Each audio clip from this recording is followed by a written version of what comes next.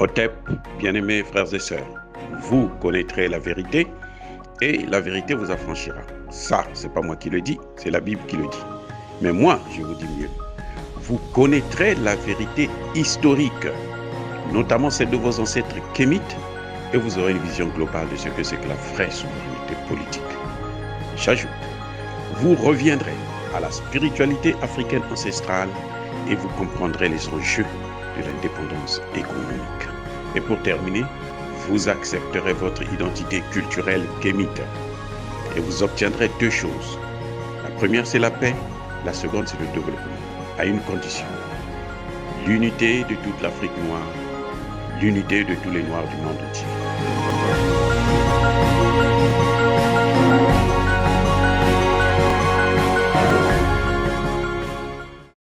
Otep à tous.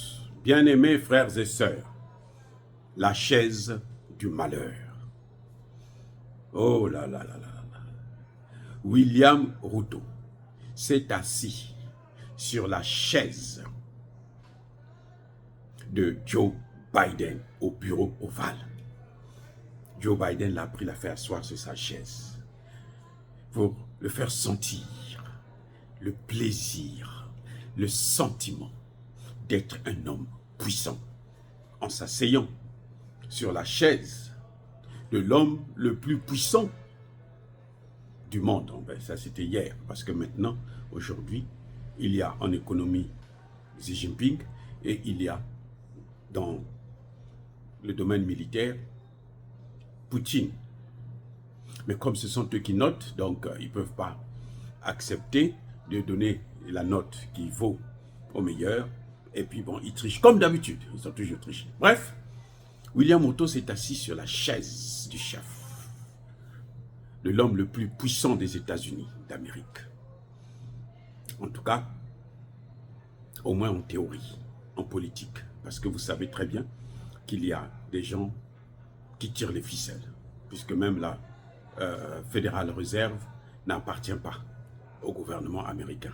Mais ça appartient aux oligarques, aux vrais, aux mondialistes, à ceux qui tiennent ce pays. Bref, on a fait asseoir William Ruto sur cette chaise. Monsieur s'est affolé. La chaise du président, dans le bureau ovale, c'est pas dans un cabinet, non, dans le bureau ovale, la même chaise, là où s'assoient tous les présidents américains. C'est, je pense, pour la première fois que je vois, moi, un président africain s'asseoir sur cette chaise. Joe Biden l'a fait tourner. Regarde, tu vois comment c'est beau. Ah. Et là, il a été investi d'une mission importante pour les États-Unis. C'est de l'aider à conquérir l'Afrique, à commencer par la RDC, parce que, effectivement, Paul Kagame a échoué à sa mission. Paul Kagame est à bout de souffle, Paul Kagame a perdu la raison. Paul Kagame est même poursuivi. Il y a des gens qui le poursuivent maintenant pour atteinte aux droits de l'homme. Vous vous souvenez, je pense que je vous ai parlé déjà de ça, non pas encore, de Rwanda Classified. Une enquête sur justement les violations et les assassinats de Paul Kagame. Ce qui a permis à ce que la Belgique puisse refuser d'accueillir les lettres de créance du nouvel ambassadeur, un certain Vincent Karigi, quelque chose de ce genre, l'ambassadeur du Rwanda en Somalie et en RDC, qui après a été affecté en Belgique, et les Belges ont dit « Niet, toi, nous ne voulons pas de toi ». Oui, donc il faut trouver tout de suite quelqu'un d'autre. Et c'est William Ruto, le président du Kenya. Donc depuis qu'il s'est assis sur cette chaise, eh ben, il s'est affolé. Il s'est affolé. Il a commencé d'abord par délirer en disant que le Congo démocratique, c'était pas, ça ne pouvait pas se terminer par la guerre. Il faut la négociation et tout.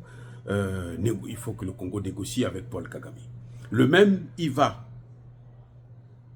faire accordé une interview. Il dit, on était dans une réunion avec les Congolais. On a posé la question aux Congolais, M23 c'est qui?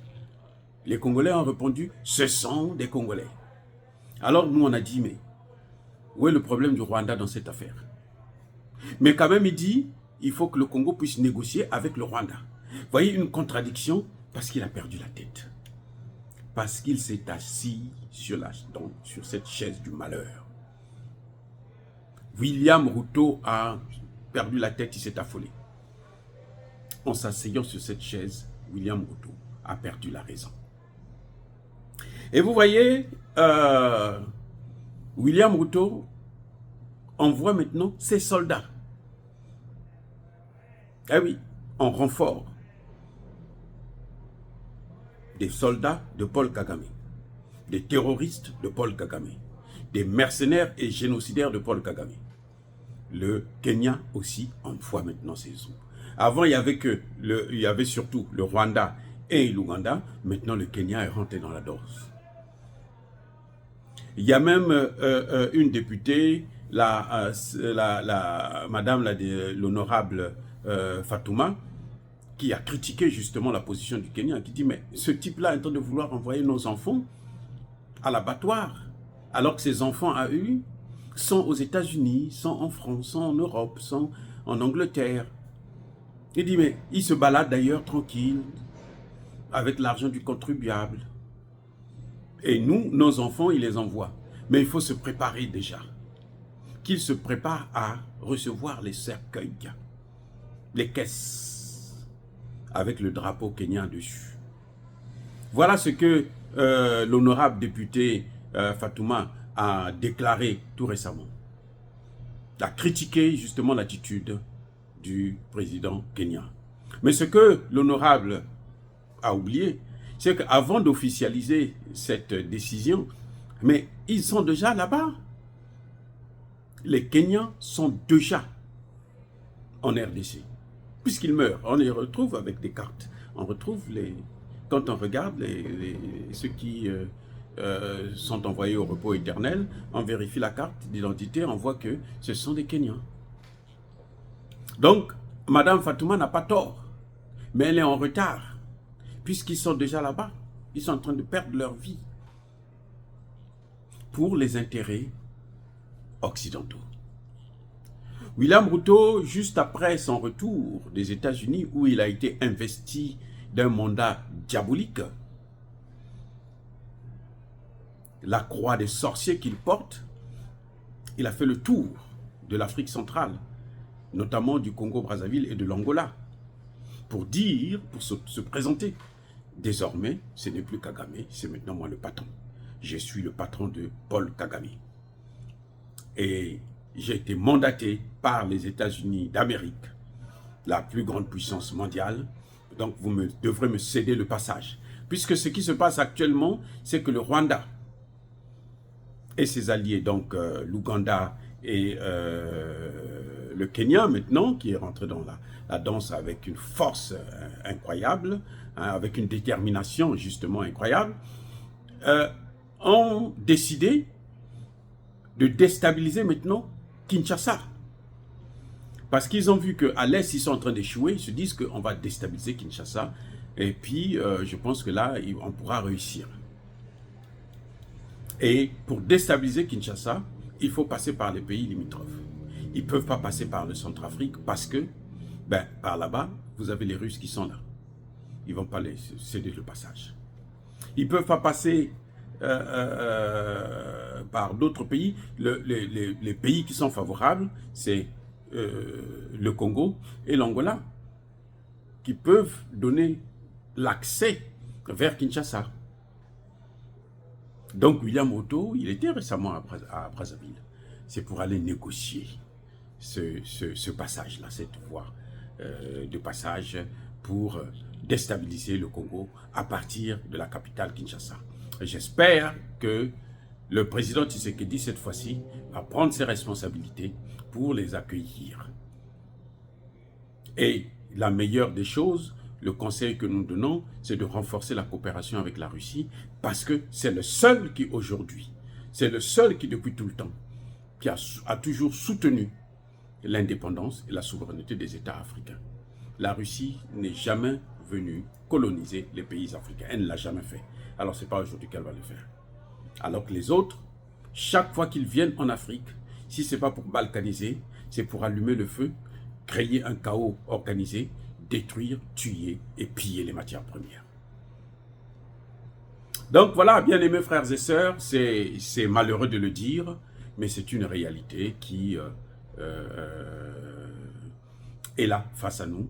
Et nous comptons sur les autorités congolaises de prendre leurs responsabilités parce qu'ils peuvent manager cette situation. Mais il faut qu'ils puissent être sérieux. Encore une fois de plus, soyez bénis, abondamment bénis par le Dieu des Kémites et par nos ancêtres angélisés. Mais que tous ceux qui persécutent le continent africain le pillent et le déstabilisent, qu'ils soient noirs, blancs, chinois, arabes, juifs, indiens, qui qu'ils soient punis, maudits, foudroyés, neutralisés, écrasés, effacés par le Dieu des Kémites et par nos ancêtres angélisés. Vive l'Afrique éternelle, j'ai dit et j'assume.